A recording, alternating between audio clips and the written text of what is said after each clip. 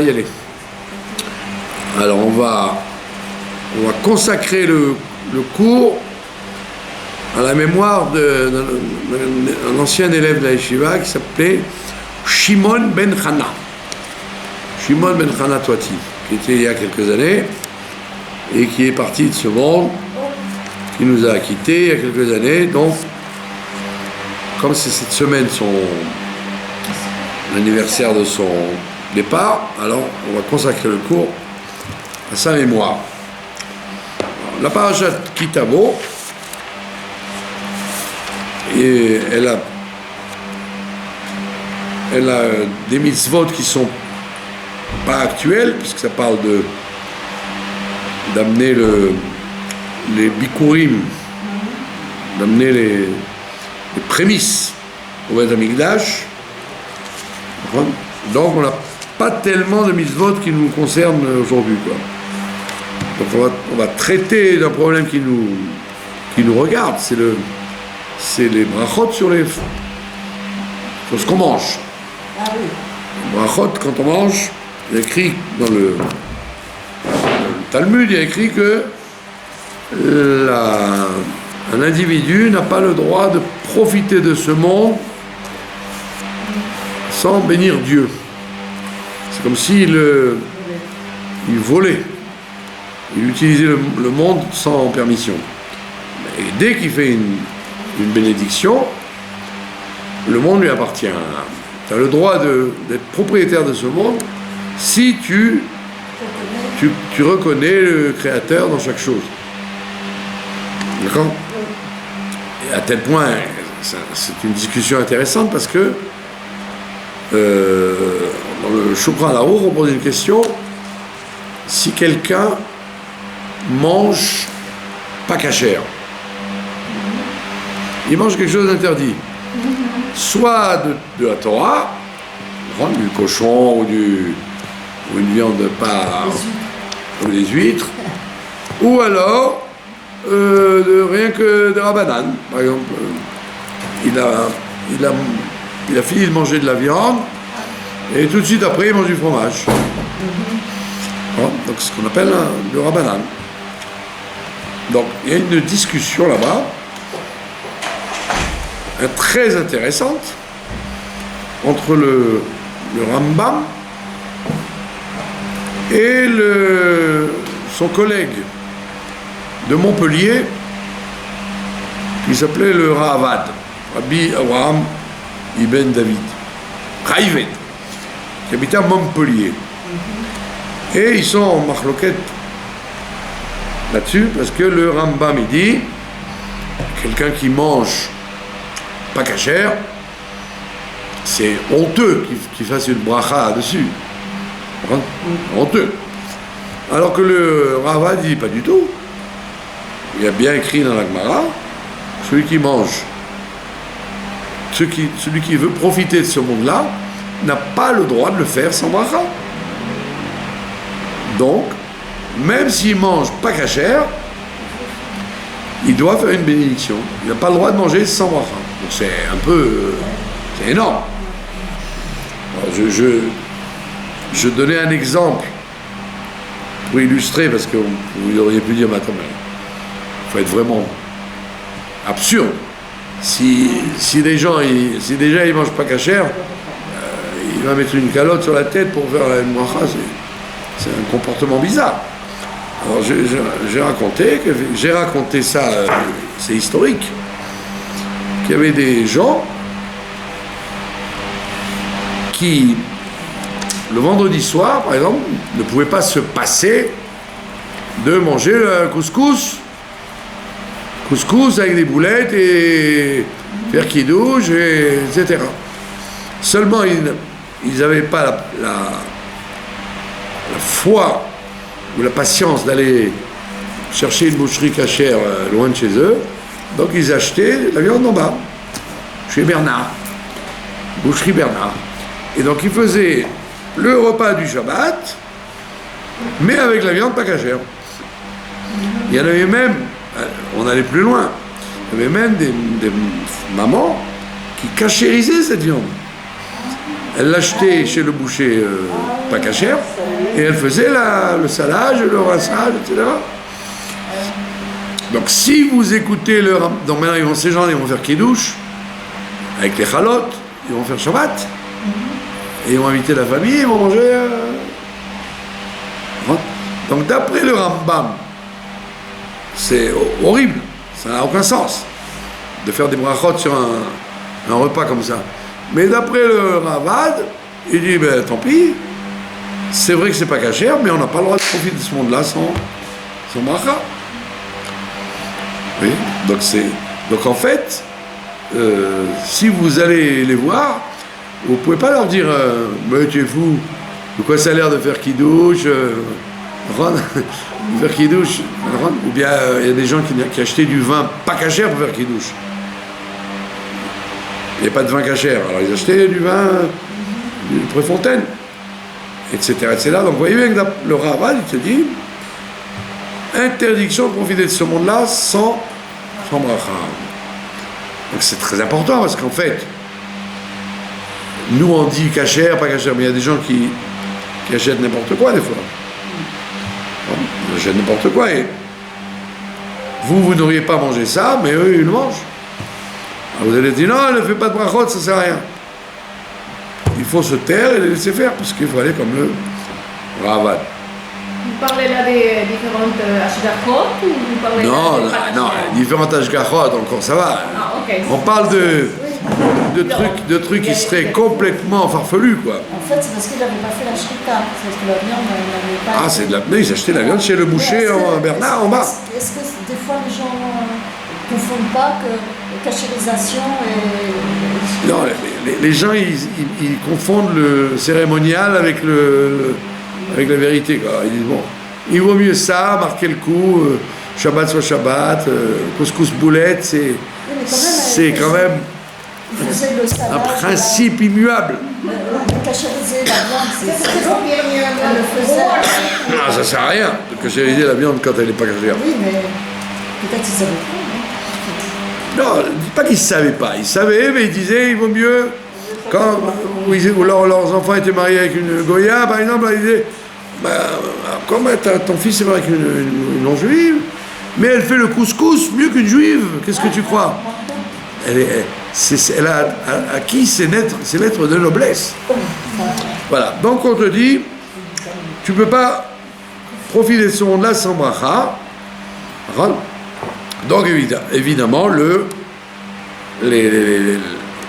les Tanaïm, Amoraïm, Rishonim, et tous les décisionnaires de l'histoire ont tranché quel bracha on devait faire sur chacun des aliments qu'on a sous les yeux. Et c'est très précis, c'est pas à peu près, c'est très précis. Mais on peut y rester cette marque du Ravad ou du Rambam, ben elle est restée, elle est encore là. C'est-à-dire que si c'est un cas de figure que vous pouvez rencontrer, quelqu'un vous apprenez, je sais pas, vous êtes dans l'avion avec quelqu'un, vous avez un plateau cachère, lui il a un plateau la Lufthansa. Il va vous voir, il va dire tiens j'ai envie de faire les brachot aussi, je peux faire les brachot. Ben ne lui dites pas non, parce que peut-être que le Ravad va te dire oh, pourquoi non? Il mange taref, mais tant pis, mais il mange quand même. C'est pas absurde, puisque la Gemara n'a pas dit celui qui mange cachère, il doit faire des brachot. On n'a pas le droit de profiter de ce monde-là. Que tu profites illégalement, avec des choses que la Torah ne te permet pas, ou légalement, bah, tu profites. Surtout quand, en général, on profite plus, parce que pour quelle raison un juif il va se manger un sandwich de jambon? Parce que c'est bon. Il se bouge pas le nez pour manger. Les gens ils mangent pas cachère parce que c'est meilleur, pas parce qu'ils veulent énerver Dieu. Donc le Ravad il te dit etc. Profitez de ce monde-là. Je veux pas savoir quoi tu fais moi. Rabbi Kissour, nous, donc ça vous ouvre des horizons de tolérance sur le monde. Donc on te dit, en général, il y a une espèce d'ordre, de préséance, נכון? On te dit d'abord, on doit donner la préséance à ce qui est important, comme le pain ou les gâteaux, puisque ce sont les céréales. C'est la base même de l'alimentation noble. Après, les fruits de l'arbre. Après, les fruits de la terre. Et en dernier lieu, tout ce qui n'est pas tout ça. C'est-à-dire les œufs, la viande, le lait,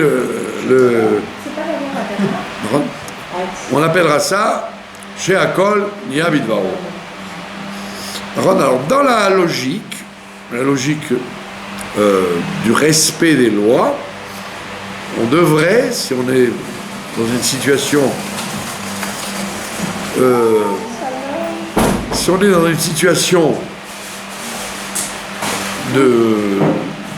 de choix, de choisir dans l'ordre honorable. Hein? Donc on devrait dire, voilà, Borémine et Mésonote, après Aetz, après Adama et après Jacob. Non, si à Motzi, il n'y a même plus de questions. On ne fait plus de droit. Si on avait Motzi, on ne fait plus de rachot à l'intérieur. Maintenant, donc, la Gemara pose une question. Est-ce qu'on va dans les bénédictions d'après l'ordre d'importance ou d'après ce que moi je veux? Chavi Valav, ça s'appelle. Ce qui lui est cher, ce qui lui est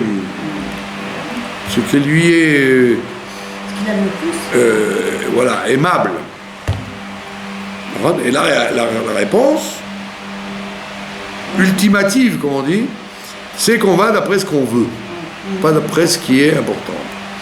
Donc si tu es confronté, par exemple, tu as des raisins, les raisins, c'est un des fruits d'Israël, donc il passe avant l'orange ou la pastèque, d'accord? Ou alors tu as un verre de Perrier et tu viens et tu dis, moi j'ai envie d'un verre de Perrier maintenant, vous m'excusez, j'ai pas envie ni d'orange, ni de gâteau, ni de trucs. Alors les gens vont dire, mais non, il faut commencer par Mésonote, Alors il dit, même si je veux tout manger, c'est pas que je ne veux qu'une chose. J'ai l'intention de tout manger, de goûter à tout. Mais j'ai envie d'une boisson fraîche pour commencer. Vous allez m'empêcher? Ah ben c'est pas bien, parce que tu as fait chez Akol. Donc tu as fait chez Akol, tu as tout englobé déjà. Alors il y a un principe qui s'appelle Kavana Negdit, ça s'appelle. L'intention exclusive. J'ai l'intention de boire le verre d'eau, mais je n'ai aucune intention d'englober par cette bracha le gâteau, le vin et ça s'appelle, j'ai une intention opposée. Je veux ça et pas autre chose. Donc je sélectionne, et donc ma pensée peut marcher à ce niveau-là. Ça s'appelle Kavana Negdit. Vous avez compris? Cas de figure classique où Kavana Negdit s'impose. Vous avez devant vous une banane et une orange. Une banane et une orange. Alors, généralement, on fait Boré, Péri et Adama sur la banane. Et sur l'orange, de toute évidence, on va faire Aetz, c'est un arbre. Maintenant, quand vous grattez un peu le sujet, on vous dit, mais Coco, la banane, on ne sait pas si c'est un arbre ou pas en fait. C'est un arbre, le bananier est un arbre. Ah, pourquoi on dit Adama alors? Justement parce que quand on ne sait pas, alors on dit Adama. Mais en vérité, c'est pas qu'on est sûr que c'est un arbre, que c'est un légume, un fruit de la terre. On dit on ne sait pas, étant donné que personne ne peut savoir. C'est une discussion qui n'a pas été tranchée. Si un arbre, c'est quelque chose qui reste tout le temps, comme un pommier, ou c'est quelque chose qui se reproduit chaque année. Comme on ne sait pas, alors on dit, disons Adama, parce que c'est pas un mensonge. C'est effectivement, ça vient de la terre. Donc maintenant, je suis confronté à une banane devant moi, et une orange devant moi. Est-ce que j'ai le droit, si je dis Haetz sur l'orange, est-ce que je peux dire Adama après sur la banane? Oui, Ben non, bien sûr que non, parce que peut-être que la banane, elle est un arbre aussi. Donc dans un cas de figure pareil, vous devez dire d'abord Adama sur la banane, et vous n'en mangerez qu'un tout petit morceau, parce que sinon après vous allez trouver de l'orange très acide. Il faut se rappeler de ça quand on mange deux fruits. Si vous commencez par le trop sucré, à l'autre vous le trouvez immangeable. Donc vous mangez un tout petit morceau de banane, vous dites Adama, et vous avez une kavana negdit de dire je ne renquitte que la banane. Parce que si vous avez une kavana klalit, si c'est global, ben vous avez, par le Adama, vous avez rendu quitte les deux. Donc il faut dire je ne me renquitte que de la banane, après je passe à l'orange. Passez à l'orange. Vous avez compris? Donc c'est ce qu'on appelle une kavana negdit. Donc vous avez le droit, si vous avez le droit parfaitement, même si quelqu'un vous dit mais non, on doit faire dans l'ordre de l'importance des choses, vous dites non, là la chaf fixe que on va d'après le goût, ce qui m'est cher. Et même topo, si vous avez un fruit d'Israël, un raisin, et vous avez une orange, on va dire mais le fruit d'Israël passe avant, il est dans les bikurim, dans les prémices. On fait du vin avec, c'est quelque chose de très rachouv. Il dit oui, moi j'ai envie d'une orange. Slicha, tu peux pas m'obliger à manger du raisin si je veux une orange. Et donc ça s'appelle pas mépriser le raisin, ça s'appelle que la Torah a créé le monde pour toi. Elle n'a pas créé le monde pour un ordre. Un ordre, comment on dit, hiérarchique. Maintenant, si Bichlal, ça t'est complètement égal, tu es quelqu'un de très, très ouvert, tu n'es pas casse-pied, alors évidemment, là, tu vas faire dans l'ordre. Tu vas dire, tiens, je commencerai par ça, parce que tu vas de toute façon tout manger, et tu n'as pas un goût particulier, tu es très élastique. J'ai une question. Une question. Quand vous dites, si je fais Shakol, ça comprend tout, c'est-à-dire si j'ai un café et un gâteau, si je fais d'abord Shakol sur le gâteau, je peux plus faire... Sur le café. Sur le café, je peux pas faire mes omettes... Mais non, mais on a dit, Kavana Negdit. Vous dites, je renquille le café, et je n'ai aucune intention de renquiller le gâteau. Donc il faut le faire, il faut faire ça. Vous faites les deux, mais comme ça qu'on fait en général. Quand on prend un café le matin, on n'a pas envie d'un gâteau. On veut d'abord une boisson d'abord. En général, on prend toujours on goûte le café, après on fait le gâteau. Absolument. C'est une question qui se produit la plupart des êtres humains tous les jours. Oui, je connaissais pas Le café ou le thé avant le Donc on respecte le gâteau. l'ordre. Pardon? Donc On respecte par l'ordre, on respecte ce qu'on veut. Voilà. J'ai envie de boire du café d'abord, je fais Shakol d'abord et je ne rends pas quitte le gâteau. Ce que je vous dis, c'est ce qu'on appelle Kavana Negdit. Je dis clairement, je ne rends pas quitte mon gâteau par mon Shakol. Voilà, vous avez compris? Voilà. Maintenant, une petite pointe de curiosité. Il y a ce qu'on appelle en botanique, ce qu'on appelle une bria, une création entière. Un pois chiche, tout seul, un raisin tout seul, un grain de grenade tout seul. Alors il y a des décisionnaires qui disent attends, mais même un tout petit morceau tout seul, ça mérite une bracha finale. Ouais. Vous n'avez pas mangé 1 kilo, vous avez mangé un grain de raisin. Mais il est intégral. Il n'y a pas un morceau qui est sorti de là. Il est intégral. Ou une olive entière. Alors il y en a qui disent, ou un pois chiche, ou un petit pois, ou une fève. À partir du moment où elle n'est pas abîmée, sabotée, elle s'appelle une bria. Et donc d'après ces gens-là, vous auriez dû dire, si vous mangez un grain de grenade, vous auriez dû dire la bracha à la période sur le grain de grenade. Ou sur l'olive toute seule. On ne parle pas d'une olive dénoyautée. C'est les dénoyautées, elle est plus...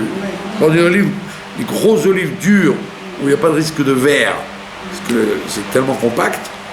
Donc vous la mangez comme ça. Eh ben, après vous jetez le noyau, vous auriez dû dire à la hetz, sur une olive, ou sur un grain de raisin, ou sur un pois chiche, nefashot. Enlevez votre masque, démasquez-vous, Zoro. Il n'y a pas de kazaïd de quantité obligatoire? Non. Vous voyez, donc c'est pour ça que vous êtes dans une situation un peu embêtante si vous faites ça. Donc c'est pour ça qu'on te dit, ne fais jamais ça. Ou tu manges vraiment 27 grammes, ou alors tu le sabotes. Mais quand tu le sabotes, c'est moins beau. Une bracha moins belle, parce que tu l'as saboté. La preuve, c'est qu'on te dit, si tu manges une pomme, à moins de la manger comme ça, comme Anna Marichonne, c'est dur de manger une pomme comme ça, des fois elle est dure. Et si vous faites, vous la coupez, alors, vous la coupez, mais vous remettez le morceau dedans. Vous le recollez. Et après vous faites la bracha et vous l'enlevez. Pour ne pas faire une bracha sur quelque chose qui est mutilé. Donc c'est pas bien de faire ça, de prendre le raisin et de lui couper un petit morceau ou l'olive. Donc à ce moment-là, où tu manges 27 grammes. Sinon, tu rentres dans le problème. Tu vois une grenade. Voilà, on arrive à Rosh Hashanah. Les gens, ils vont mettre des grenades sur la table, des grains de grenade. Les gens, ils aiment bien ça, manger un grain. Eh ben, tu as mangé un grain de grenade, tu devrais faire à la hetz, à la péri-hetz. Ça s'appelle une bria. Quand vous mangez un pois chiche, bien fermé, ou une fève, eh ben, si vous n'en mangez qu'une, vous êtes mal. C'est pour ça qu'il faut traverser et arriver à 27 grammes. Donc il y a plein de gens qui ne savent pas ces choses-là. Ouais. Le rabbi mangeait de la grenade à Rosh Hashanah, alors il s'arrangeait pour manger une bonne assiette pour qu'il y ait 27 grammes. Pas simplement goûter la grenade. Ouais, donc vous voyez bien que les brachot de profit, il y a beaucoup de choses qu'on ne sait pas et qu'on a tendance à ignorer. Comme le classique, si vous faites Geffen sur du vin ou du jus de raisin, vous ne pouvez plus faire chez Akol sur du coca ou du Sprite. Pourquoi? Parce que le vin, c'est le roi des boissons. Donc il est comme le pain. Quand vous allez manger du pain, vous ne faites pas de bracha à l'intérieur. Vous ne faites pas de bracha dans le repas. La même chose, quand vous avez bu du vin, vous ne faites pas de bracha secondaire. Donc vous avez goûté du kidouche avec du vin, ben vous ne pouvez pas maintenant faire chez Akol sur un verre d'eau ou une anisette. Bon, on pourrait faire avec ça Adama. Ouais, mais sur les boissons, non. Parce que le boisson est la reine, le vin est la reine des boissons. Le roi des boissons. Vous avez compris? Donc il y a plein de gens qui ne savent pas ça. Il dit, tiens, je vais faire Geffen, après je ferai chez Akol sur le Sprite. Ben non, ça ne marche pas. Voilà. Est-ce que vous avez des questions sur ces différentes... Pourquoi j'ai choisi ça? Parce que c'est la parashat Kitao. On parle des Bikurim. C'est la seule mitzvah qui nous... l'actualité. Voilà. Moi, j'ai une question. Non, mais la question, elle va. Votre question, elle est accessoire? Non, pas accessoire. Ben, posez-la toujours. Posez-la toujours. Si je vous crie, c'est que vous auriez... Est-ce que Bikurim et Korbanot, c'est la même chose? Non, Bikurim, c'est que sur les 7 fruits d'Israël. C'est végétal. Ok. Les Bikurim, c'était végétal. Et celui qui avait un champ avec des fruits, alors il amenait ça à Shavuot. Il pouvait amener ça d'ailleurs jusqu'à Hanouka d'ailleurs. Donc c'était végétal. Korbanot, c'est que c'est animal. Votre question est légitime. Parce qu'on peut très bien. On peut très bien être propriétaire terrien et pas avoir des bêtes. Donc des fois, il n'amenait que les bikurim. Il n'amenait jamais de korban avec, sauf à Pessah. Voilà. Moi, c'était juste une question sur la pizza. On ne sait jamais si c'est maisonnot ou si il y en a qui disent c'est maisonnot pour ses parades, c'est très compliqué la pizza. Je vous ai maintes et maintes fois répondu que la dualité séfarade-ashkénaze existe que pour des petites choses très rares et que les gens y mélangent tout. Voilà, je vous donne un exemple encore. On l'a vu ça dans l'agriculture. Il y a des gens, le passiflora, je vais raconter. Passiflora, on ne sait pas si c'est un légume ou un fruit. C'est comme si c'est Adama ou Aetz. L'aubergine, vous saviez vous que on ne sait pas si c'est un fruit ou un légume? Comme on ne sait pas, on fait Adama. Mais en vérité, c'est peut-être un arbre. C'est un arbre, bien qu'il soit rampant, etc. Pourquoi on fait Adama? Parce qu'on ne sait pas. Vous n'auriez pas pensé que l'aubergine, c'est peut-être un fruit. Donc le passiflora, étant donné qu'il est récent dans notre univers tropical, alors il y a quelqu'un qui m'a dit, les séfarades, c'est Adama, l'Ashkenaz, je lui dis attends, slicha. Pour dire séfarade Ashkenaz, il faudrait que la marloquette elle ait commencé il y a 600 ans. Si elle a commencé l'année dernière, qu'est-ce que tu me gonfles avec séfarade Ashkenaz? Parce que Rav Eliashiv il a dit X et que Rav Amar il a dit truc, alors ça devient Ashkenaz Farad, ça n'a rien à voir. Vous avez compris? Donc pizza, tous ces trucs-là, ça n'a rien à voir. Sfarad Ashkenaz, c'est des marlokot très larges. Sfarad Ashkenaz, vous pouvez dire sur, très rarement. Sinon, c'est faux. C'est une discussion. À mon humble avis, jusqu'à preuve du contraire, toutes les pizzas, c'est maisonnotes. C'est des histoires d'emmerdebout de dire que c'est du pain. Même si c'est de la pâte à pain. Parce que c'est toujours... voilà, c'est fait pour être quelque chose qui n'est pas du pain. C'est pas un truc de... Sauf si vous en mangez, effectivement, plusieurs parts et que ça devient un repas. Je n'ai jamais compris cette différenciation. Et quand vous le posez aux gens, vous dites « Ah non, mais c'est comme ça ». Vous avez compris? Comme le... Les gosses, genre, je fais faire des pilates, faire la motzi et tout. Non. On fait maisonnote sur la pizza, peu importe comment elle est. Il ne faut pas en manger trop. Moi, j'ai une question vraiment très, très basique. Quand on boit de l'eau, j'ai une amie qui m'a dit... Quand on boit de l'eau. Quand on boit de l'eau, enfin, moi j'arrive chez Akol, mais elle me dit... On compte là-dessus d'abord. Mais elle m'a dit qu'elle avait une amie qui lui avait dit qu'on ne faisait chez Akol que dans la mesure où on buvait pour se faire... Parce qu'on a soif. Oui. Non, c'est vrai, il y a écrit comme ça. C'est écrit comme ça dans la Gemara qu'on ne fait la bracha sur l'eau que si on a soif. Bon, mais on te dit, à part le fait que tu prennes un médicament ou que tu le bois vraiment parce qu'il n'y a pas de choix, tu ferais toujours chez Akol. Ça s'appelle toujours avoir soif. Mais non, par contre, même si tu n'as pas soif, à part le médicament, parce que vraiment là tu es obligé, tu ne peux pas avaler ton acamol sans eau, donc là tu ne feras pas la bracha sur l'eau, sinon tu feras oui, je suis Akol sur l'eau. Et combien de temps Pardon? Combien de temps? Par exemple, je bois, là, je fais chez Akol, et puis peut-être dans 10 minutes... Quand il fait chaud comme ça, j'en bois après. Voilà, quand vous fait chaud comme ça, vous êtes censé boire tout le temps. Alors, donc vous faites une fois, c'est tout. Et on a le droit de boire pendant combien de temps? Ben oui, pendant toute la journée comme les cyclistes. Non, c'est vrai. Parce qu'il fait chaud. Quand il fait pas chaud, alors vous avez pris une boisson à 5h de l'après-midi, vous en reprenez une à 8h, évidemment vous allez refaire. Mais quand il fait chaud comme ça, c'est bien de boire toutes les 5 minutes une goulée, Alors vous faites une fois et c'est tout. Et l'histoire de changer d'endroit, tu vois. Non, non. Je sors, on m'a dit. Vous avez raison.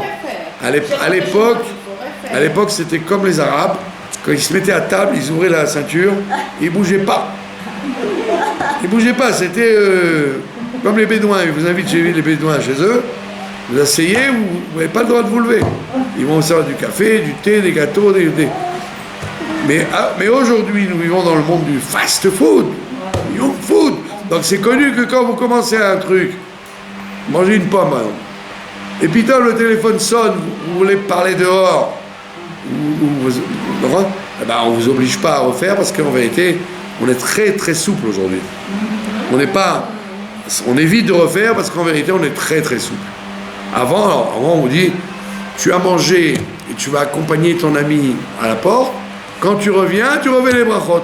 Aujourd'hui, on ne fait pas comme ça. Parce qu'on sait très bien que, en plus, quand on est des parents, par exemple, tu te lèves, reviens ici à table. Va chercher ton fils, va chercher le petit-fils. J'ai oublié le sel à la cuisine, donc tu reviens. Donc quand tu manges, c'est pas comme, je te dis, comme les Arabes ou les rois fainéants qui bougeaient pas de leur fauteuil pendant 4-5 heures. Nous sommes très, très... c'est pas bon pour la santé d'ailleurs de se lever, etc. Mais voilà. On a fait un petit paragraphe, parce que c'est très long, on pourrait en parler jusqu'à demain matin. Maintenant, dans la paracha, nous allons, au lieu de parler de la paracha, nous allons parler de la haftara. L'haftara du Kitavo. Ouais. Aujourd'hui, c'est la Iloula du Ben Ishraï, le Rav Yosef Chaim de Bagdad, tout le monde connaît, ou tout le monde ne connaît pas. Hein? Le Ben Ishraï, c'était un très grand sage qui habitait à Bagdad et qui a un peu révolutionné le monde de la halakha parce que on dit sur Admo Hazaken, il s'appelait Shneur. Alors on dit Shneur, c'est Shneor, de lumière. Shneor. Alors on dit pourquoi de lumière? Parce que la lumière de la halakha, il a écrit un Shulchan Aruch, et la lumière de la Chassidut, il a écrit le Tanya, etc. Donc Shneor. Mais lui, le Ben Ishraï, il a fait mieux. Il a fusionné dans ses livres de halachot en même temps la halakha et la Kabbalah en même temps. Donc les psakim du Ben Ishraï sont des psakim très souvent reliés avec, clairement, comme le Harizal. Il fusionne le Shneor, les deux lumières en même temps. Alors, aux grandes dames de la famille du Rav Ovadia Yosef, qui disent waouh, ça va contre la Gemara, contre la halakha, ben, slicha. Il te dit, nous avons pris sur nous les enseignements de notre maître le Harizal, et donc on fusionne. Donc il t'apprend des choses pour fusionner. Et bon, en plus de ça, il a écrit des livres de commentateurs, des livres de commentaires sur la Torah, sur la Kabbalah, sur le Midrash, etc. Rappelez son nom. Yosef Chaim, il habitait à Bagdad. Et il avait quand même 12 000 élèves, 12 000 auditeurs dans sa choule, le Shabbat. 12 000 personnes, c'est une choule énorme. Et il racontait des gens qui n'avaient pas une mouche, qui volaient. Tout le monde écoutait, quoi. Énorme. Bekitso, donc le Ben Ishraï, il dit, voilà, le dernier pasouk de la Haftara, l'Haftara, ce sont les Haftarot de réconfort, qu'on lit après Tisha B'Av, hein. Les 7 Haftarot de réconfort jusqu'à Rosh Hashanah, pour nous enlever la tristesse des 3 semaines de deuil jusqu'à Tisha B'Av. Et lui, il commence le prophète Ishaya, il dit Kumi Ori qui va horaire au roi d'Hachem à l'aïrni. Zarachi, c'est tous les psukim de réconfort. Il dit réveille-toi, tu vas ton honneur va revenir, la lumière. Et c'est intéressant parce qu'il dit les goïms du monde entier vont faire la paix avec toi. C'est intéressant parce que c'était en même temps parallèle avec la paix avec les Émirats, etc., du Golfe. Très intéressant. Mais il dit des choses qu'on n'a pas encore vues. Il dit que tout le cuivre qu'ils t'ont pris, ils te rendront de l'or à la place.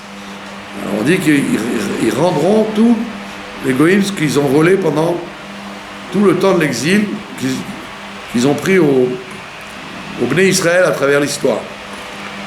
Comme la Suisse, comme tous les trésors des nazis, etc., qui sont pris chez les Juifs, quoi. Mais il finit avec un verset extrêmement actuel. Il dit le tout petit que tu es, tu deviendras très grand et tu deviendras un peuple très puissant parce que je suis l'Éternel. Et il termine avec la fameuse formule Be'ita Achishena. En son temps, j'irai vite. En son temps, j'irai vite. Et la Gemara dit c'est le processus de la Géoula. Elle dit la Géoula, si vous êtes méritant Achishena, je vais vite, je l'active. Si vous n'êtes pas méritant, Beïta, je l'envoie en son temps. D'accord? Alors, on demande comment ça marche. Alors, c'est toute la marloquette historique. D'accord? Si Mashiach viendra à l'heure, ou viendra en avance. Bon, alors le Ben Ishraï, justement, il dit, lui, il est parti en 1909. Donc, c'est pas si vieux. Ah, si, c'est ça. Non. Il est parti en 1909. Et il dit là-bas, il dit, sachez, mes chers lecteurs, que il y a très longtemps qu'on est Beïta, qu'on est déjà en son temps. Donc il dit déjà, mais on est en retard sur la Géoula. Elle aurait dû venir déjà depuis longtemps. On est en plein Beïta en son temps. Donc ça veut dire que avec belle lurette, parce qu'il est parti en 1909, c'est-à-dire que déjà depuis le début du XXe siècle, on aurait dû déjà terminer avec la galoute. En fait, le rabbi dit, c'est une discussion qui n'est pas une bagarre. C'est deux avis qui se complètent. Ça veut dire que à l'intérieur même du temps où Mashiach doit arriver, parce que c'est le temps, on peut activer ou pas sa venue. Ça veut dire que c'est pas un moment X, c'est un moment que tu peux réduire. Donc bien qu'on soit Beïta déjà, c'est vrai, on est déjà depuis longtemps à l'heure où il aurait dû être là, tu peux faire traîner les choses pour que ce soit vraiment, comment on dit, à la 90e minute, le Daka Tishim, ou alors tu peux activer le mouvement. Faire ça à Rishena. Et ça dépend de quoi? Ça dépend du travail qu'on aura fait, ce qu'on appelle Avodat Abirurim. Travail de purifier le monde, purifier les situations. Pardon? Birurim. Faire un birour.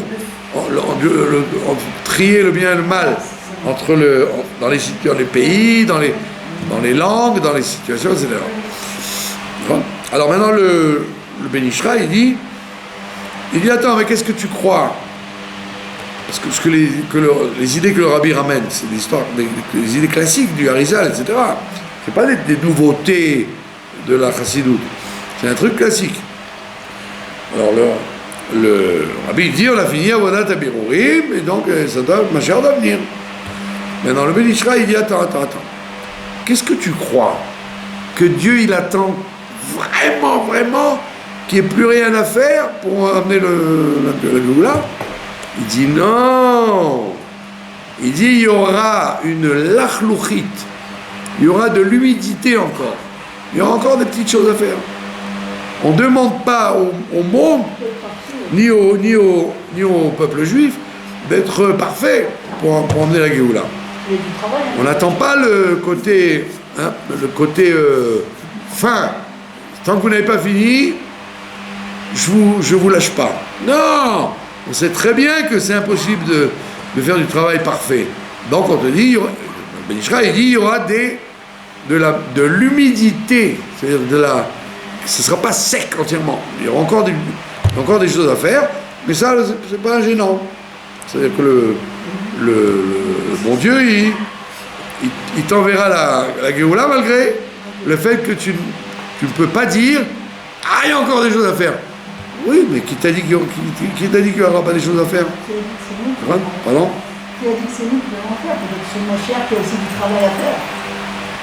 Non, le Mashiach vient nous amener des lumières. Et il n'aura pas du travail à faire justement à faire revenir certaines personnes qui ne seront pas... Ah oui, mais bien sûr. Il y aura ce qu'on appelle le rassemblement des exilés. Les exilés, il y en a des millions qu'on ignore, on ne sait pas où ils sont. Il y a des millions de juifs assimilés. Pas besoin d'être grand savant pour le savoir.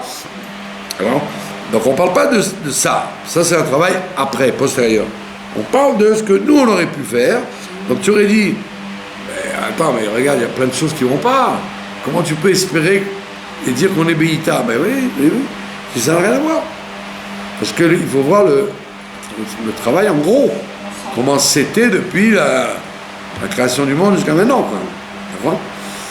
Donc c'est pour ça qu'il dit, bien qu'on soit Béïta en son temps, alors ne t'inquiète pas, parce que la purification des choses, c'est pas à toi de la faire. Toi tu finis pas. Parce que l'être humain, c'est impossible qu'il fasse du parfait. Impossible. Même l'homme le plus parfait, il est imparfait. Il n'y a que Dieu qui peut faire les choses 100%. Mais à Achouz. Enfin, maintenant il y a une blague. Les Israéliens, ils adorent cette blague. Ils te disent Béïta, ils ne le disent pas avec un tav, ils disent avec un tête. C'est-à-dire une trempe. Vous savez, un coup de pied comme il faut, quoi. Alors il dit, ouais, on a compris, ouais, Béïta, on n'arrête pas de prendre des béïtotes. C'est des coups de pied, quoi, dans la figure. C'est un jeu de mots parce que c'est écrit avec un tête. Alors qu'il faut le lire avec un tab. Béïta, on s'entend. Maintenant, pour confirmer cette histoire de Béïta, pourquoi il n'y a pas écrit Bismana? Bismana, Bitkufata, pourquoi on a dit le mot Béïta? Parce que vous voyez bien que le mot et, vous dites ça dans le Birkat Hamazon, Bechol et, Bechol Shah, et. Il y a une différence entre et Zman. Vous dites bien ça, dans le Bechol et ou Bechol Shah. Et Shah. Donc on voit bien qu'il y a plusieurs mots pour dire le temps. Donc quand on dit par exemple le Zman, c'est un temps qui peut être très long. Zman à Galout, ça peut être très long. Alors quand on dit Béïta, un et, c'est un temps défini. Une saison. La preuve, c'est qu'on dit, pour dire à présent, maintenant, comment vous dites? Vous dites pas Archa, vous dites Béata, et maintenant. Ata, ça veut dire la shon Béïta, ça veut dire la shon et, ça veut dire à présent. Donc c'est un temps beaucoup plus court, heureusement, que le Zman. Parce que si vous dites Zman, ça veut dire qu'on est on n'est pas limité, on peut durer dans le temps. Alors que Ita, ça veut dire présentement, comme ils disent Dans le schéma, Présentement. quand on dit Geshem Beita, c'est pas par rapport aux saisons, comme si c'était un temps quand même qui était. Oui, il n'y a pas écrit Be'ona, pas écrit une saison. Oui, mais Beita, c'est en son temps. Mais en son temps, on comprend que c'est. Effectivement, c'est cyclique. Non, quand on dit au contraire, quand on dit Beita, ça veut dire au temps ultime que les calculs nous permettent de faire. Bon, le temps ultime. Ouais. Pourquoi on dit ça? Parce qu'en fait, les gens ils croient que comme le monde présent doit durer 6000 ans, alors ils disent on a encore jusqu'à 6000 ans, en l'an 6000. D'accord? En vérité, c'est pas comme ça le calcul. L'an 6000, quand on rentrera dans l'an 7000, ce sera un temps où le monde changera complètement d'allure. Le monde changera complètement d'allure à tel point que le Rambam et les philosophes nous disent que ce sera un monde disparu. Le monde va disparaître. Hein? Pas pour dire qu'il va disparaître pour de bon, c'est pas de la science-fiction, mais il va disparaître dans le sens de monde qui fait deux avec Dieu. Il ne fera plus qu'un. C'est pour ça qu'il appelle le Rambam, le Midrash, il dit Olam Charouv, monde disparu. Alors les gens disent c'est la fin du monde, la désagrégation du. Non, c'est pas ça qu'on veut dire. On veut dire que le monde ne sera plus comme il est maintenant, un monde qui s'oppose à Dieu. Il y a Dieu et le monde. Et Dieu ne se dévoile pas. Et voilà, le monde sera tellement fusionné avec la divinité qu'il perdra son entité de monde comme on le voit maintenant. Comme dit la Chassidut, Olam Lachon Elem, de anonymat, où Dieu est caché. C'est ça que ça veut dire que le monde sera détruit. Il sera détruit comme élément qui s'oppose au divin. Et que comme il s'oppose, Dieu est obligé de se cacher. Sinon le monde disparaît. Donc ça c'est le 7e millénaire. Mais on nous dit mais non, mais ça c'est très tard, ça. Avant qu'on arrive à ça, il y a plein de choses qui doivent se passer. Il doit y avoir le retour des corbanotes, comme vous avez dit tout à l'heure, le retour des mitzvot, on va faire les mitzvot comme on ne les fait pas. La plupart des mitzvot, on ne les fait pas. D'accord? Vous voyez bien d'ailleurs que tous les shiurim, tous les cours que les gens font, en Elul, c'est des cours de comment se travailler sur soi-même. Non, mais c'est rare qu'on fasse des cours sur les mitzvot, à part ce qu'on a dit tout à l'heure, les brachot, ou la kashrut, mais toutes les mitzvot, on ne les fait pas, parce qu'il n'y a pas de Beth Amikdash, il n'y a pas de bikurim, il n'y a pas de korbanot, il n'y a pas de guerre de mitzvah, il y a plein de choses qu'on ne fait pas. Donc ça veut dire qu'il y a du boulot à faire. Et ça, c'est le travail quand Mashiach va venir. Parce qu'on n'a pas besoin du Mashiach pour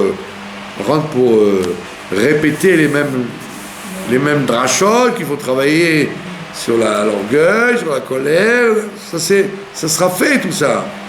Donc sur quoi on travaillera? Sur l'essentiel. Comment faire les mitzvot? Parce qu'on ne fait pas, on fait très peu de mitzvot pendant l'exil. On fait des keilou, on rappelle comment les mitzvot étaient, mais on ne les fait pas. Vous avez combien? Un peu de chauffard, un peu de loulav, un peu de... Pardon? Mais ça va être... on sera tous tzadikim. Ça prendra du temps. Le processus messianique n'est pas un processus de l'immédiat. Un processus, dès qu'il se déclenche, il est lent. Dès qu'il se déclenche, dès qu'on bascule dans la Géoula, en un clin d'œil, alors à ce moment-là commence un nouveau processus. Est-ce que ça existe qui est lent. Là, déjà? Pardon? Est-ce que ça a déjà existé ces temps-là? Non, jamais. C'est pour ça que le prophète Ishaïa Je dis, aucun œil n'a vu ça. Aucun œil n'a perçu ça. Même les patriarches, même Moshe Rabbeinu, même le Beth Amikdash, personne n'a envisagé comme cette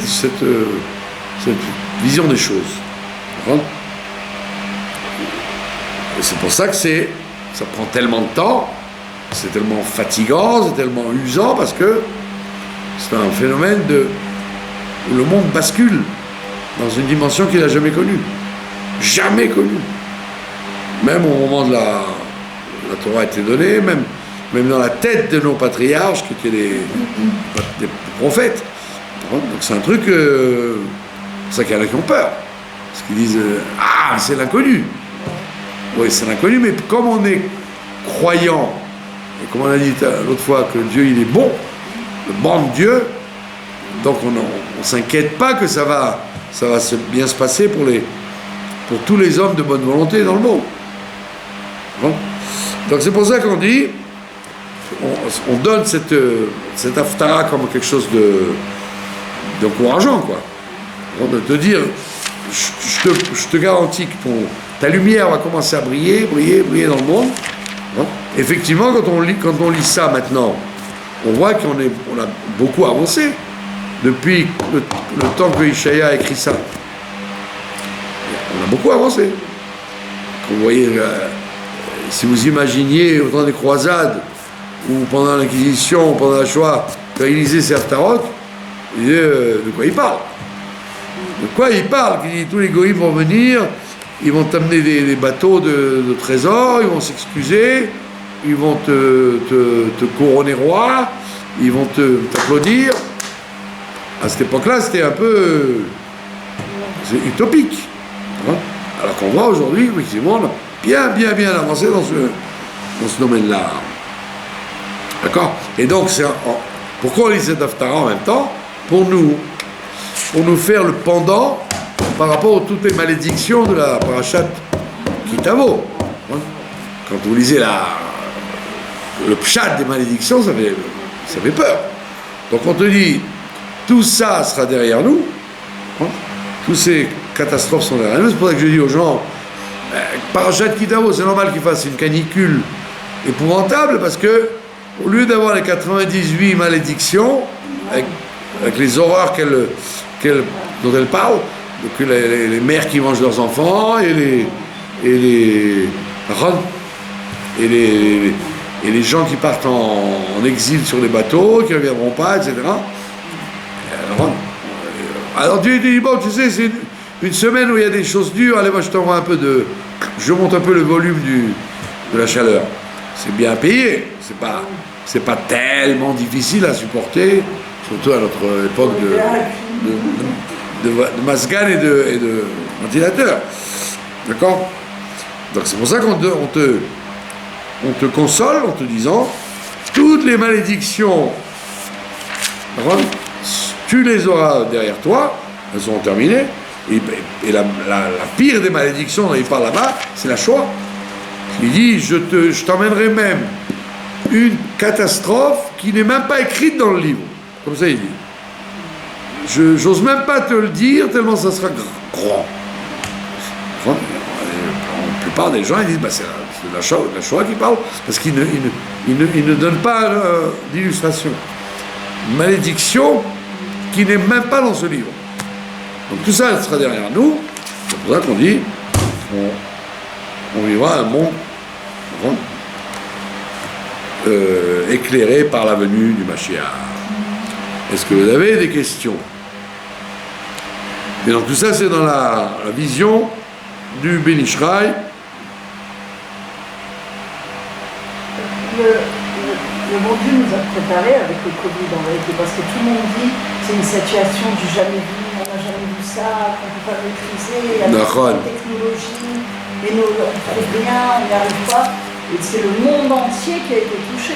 Et donc on s'est préparé. Première fois dans l'histoire. Première fois dans l'histoire, donc on se prépare en vérité à avoir quelque chose de jamais vu. Voilà. C'est un préambule. Voilà, un préambule, mais miniature, un apéritif pour nous faire goûter on nous prépare au confinement, il y a beaucoup d'éléments. Non mais à mon avis, le plus fondamental, celui dont je vous ai parlé mille fois, on dit dans le Passouk, le Télim qu'on dit demain matin, le jeudi on dit un Mizmor, tous les jeudis, qu'on disait au Beth Amikdash. Et là-bas il y a écrit Sfat lo yadati. Mes lèvres ne savent plus. Et alors on dit Sfat, c'est les initiales de Tav Shin Pe, de l'année dans laquelle on est. C'est-à-dire que c'est l'année dans laquelle on a vécu cette année, c'était l'année de Loyadati, je ne sais pas. Ça veut dire que. Alors, vous allez dire pourquoi faire? C'est pour ça que je vous dis, je n'y crois pas à tous ces différenciations entre le médecin qui dit ça, les médecins qui disent le contraire. C'est que à mon humble avis, le Mashiach, pour recevoir le Mashiach, il faut être un cli, il faut être un réceptacle adapté.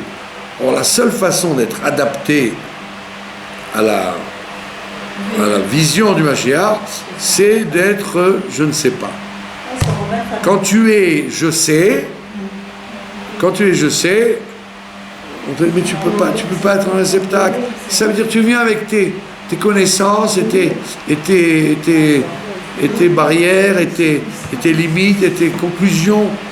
Commence à dire, quand l'humanité commence à dire je ne sais pas, je ne suis pas maître ni des connaissances métaphysiques, ni physiques, ni scientifiques, ni économiques, ni politiques. Donc, aussi bien les gouvernants sont paumés, perdus, même ceux qui affirmaient. Et deuxième plan, les pseudo moumkhim, les grands scientifiques qui savent tout. Hein? Ils savent tout. Arrêtez de dire nous savons, nous sommes spécialistes. Tu ne sais rien et Dieu il va te le montrer que tu ne sais rien. C'est comme la mouche. Tu essaies de l'attraper par là jusqu'à ce qu'ils aient l'honnêteté de dire nous ne savons pas. Nous ne savons pas. Quand j'étais à la fac, hein, les grands professeurs, ils disaient nous ne savons pas grand-chose. Ouais. Alors, tous les petits prétentieux qui disent oui, le monde il a 3 milliards d'années, on sait ça, on sait ça, on sait ça. Les grands savants, ils disent vous savez, on ne sait pas trop.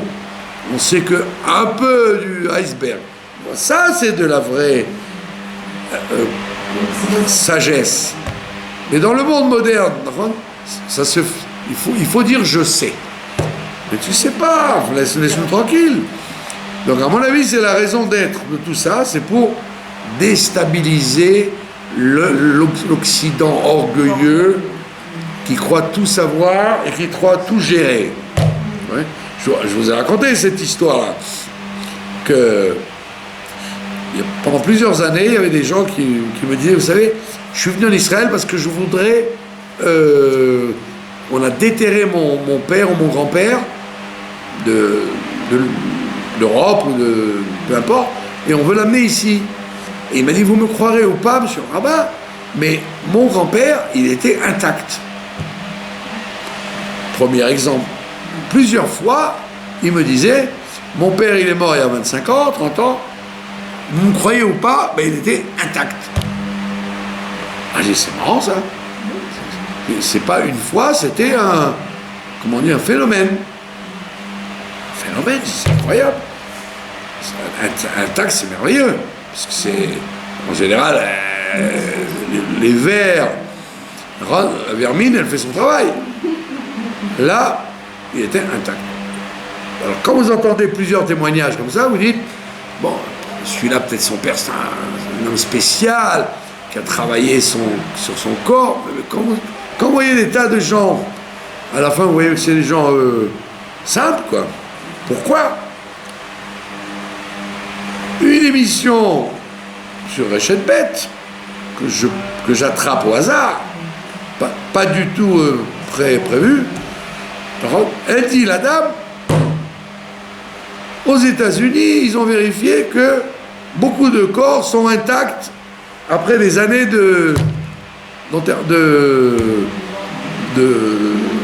sous la terre. Alors, que répond l'occidental? Alors, il dit, les scientifiques américains ont dit, bah, tout simplement, c'est à cause de tous les produits chimiques qu'on s'avale, les conservateurs et les comment on dit, les oxydants, voilà, les anti. Alors je disais, attends, c'était rare. Ça fait quand même plus de 40 ans, 50 ans. Moi, je me rappelle quand je suis parti en Amérique dans les années 70, tout ce que vous mangiez, c'était bourré de colorants et de conservateurs. Après, ça a envahi l'Europe, et après Israël. Mais ça fait quand même des années. Alors pourquoi il n'y a que maintenant